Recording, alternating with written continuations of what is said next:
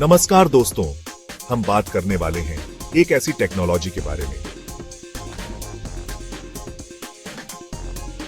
जिसने पूरी दुनिया में तहलका मचा दिया है। जी हां, आपने बिल्कुल सही समझा, हम बात कर रहे हैं चैट जीपीटी की। तो आखिर ये चैट जीपीटी है क्या? इसे आप एक बहुत ही स्मार्ट, बहुत ही समझदार डिजिटल दोस्त मान सकते हैं।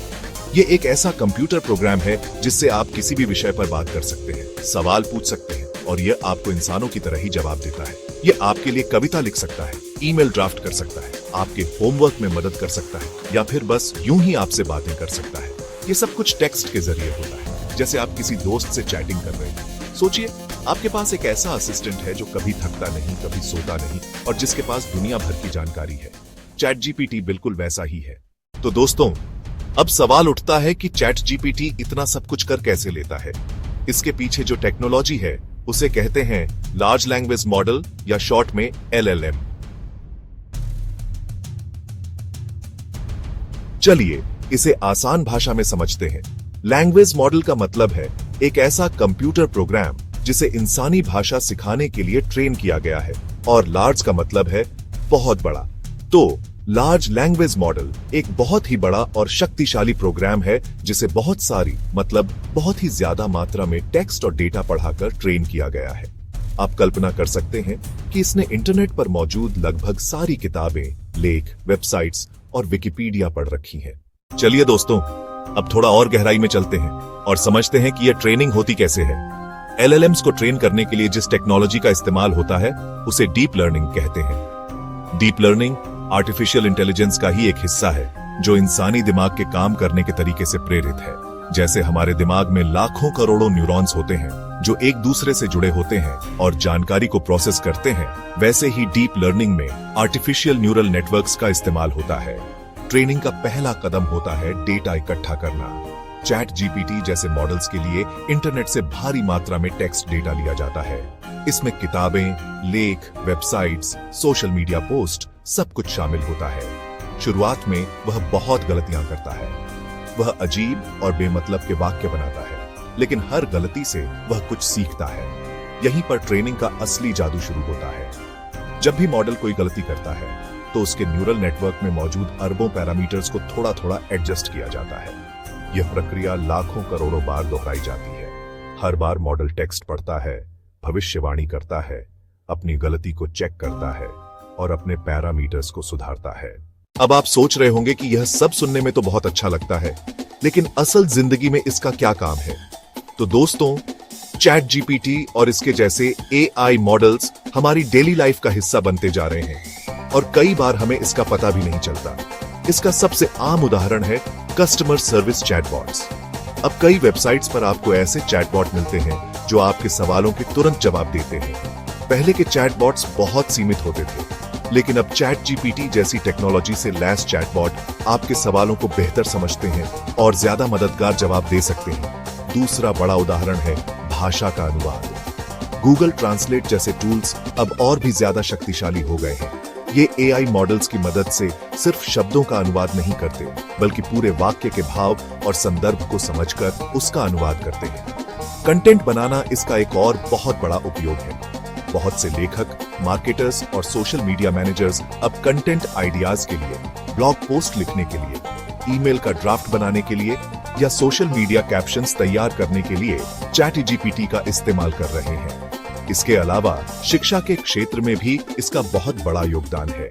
छात्र मुश्किल विषयों को समझने के लिए, अपने असाइनमेंट्स के लिए रिसर्च करने के लिए या किसी टॉपिक पर नोट्स बनाने के लिए इसका इस्तेमाल कर सकते हैं।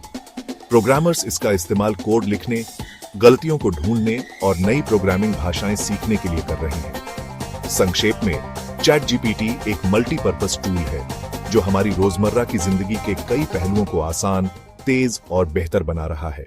तो दोस्तों, अब हम यह समझते हैं कि जब आप चैट जीपीटी से कोई सवाल पूछते हैं तो पर्दे के पीछे असल में होता क्या है।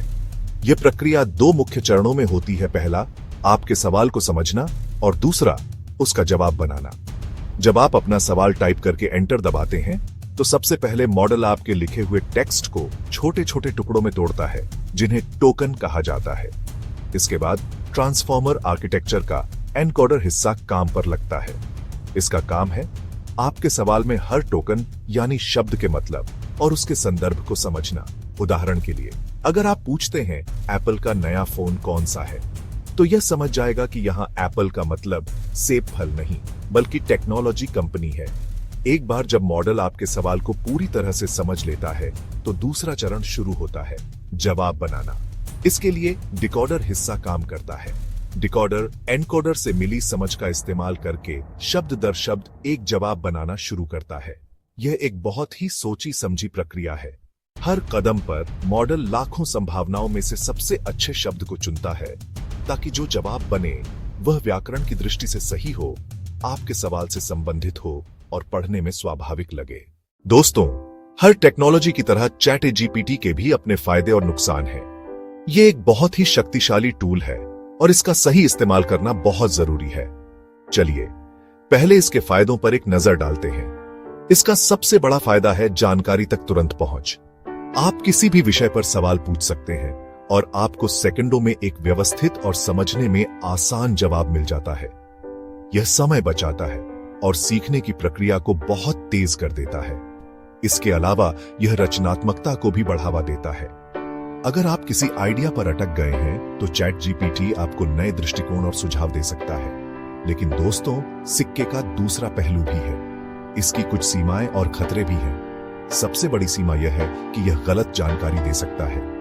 चूंकि इसे इंटरनेट से ट्रेन किया गया है और इंटरनेट पर हर जानकारी सही नहीं होती, इसलिए कभी-कभी चैट जीपीटी आत्मविश्वास के साथ गलत या बनावटी जवाब दे सकता है। इसलिए इसके द्वारा दी गई किसी भी जानकारी, खासकर महत्वपूर्ण तथ्यों को हमेशा किसी विश्वसनीय स्रोत से वेरीफाई करना बहुत जरूरी है। तो दोस्तों, अब सवाल यह है कि भविष्य में क्या होगा? एआई और लार्ज लैंग्वेज मॉडल्स का भविष्य कैसा दिखता है? एक बात तो साफ है कि यह टेक्नोलॉजी यहां रहने के लिए आई है और यह हमारे जीने और काम करने के तरीके को और भी गहराई से बदलने वाली है। आने वाले समय में ये एआई मॉडल्स और भी ज्यादा शक्तिशाली, सटीक और काबिल हो जाएंगे। हम उम्मीद कर सकते हैं कि वे भाषा को और भी बेहतर तरीके से समझेंगे, जिसमें व्यंग्य, भावनाएं और सांस्कृतिक बारीकियां शामिल होंगी। भविष्य में ये एआई असिस्टेंट और भी ज्यादा पर्सनल हो जाएंगे। वे आपकी आदतों, आपकी पसंद और आपके काम करने के तरीके को सीखेंगे और आपको प्रोएक्टिव रूप से मदद करेंगे।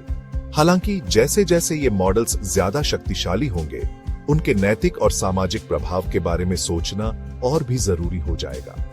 हमें यह सुनिश्चित करना होगा कि एआई का विकास जिम्मेदारी से हो। एआई को एक टूल के रूप में देखना महत्वपूर्ण है जो इंसानी क्षमताओं को बढ़ाता है, न कि उन्हें प्रतिस्थापित करता है। अंत में मैं यही कहना चाहूंगा कि चैट जीपीटी जैसी टेक्नोलॉजी एक दोधारी तलवार है। इसका सही और जिम्मेदाराना इस्तेमाल हमें अभूतपूर्व ऊंचाइयों पर ले जा सकता है।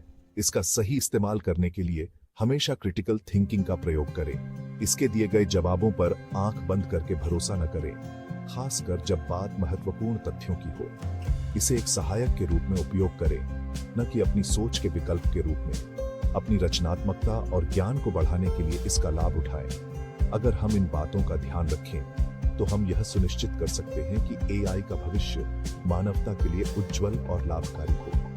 चलिए इस नई टेक्नोलॉजी को सीखते हैं, अपनाते हैं और एक बेहतर कल बनाने के लिए इसका सही इस्तेमाल करते हैं।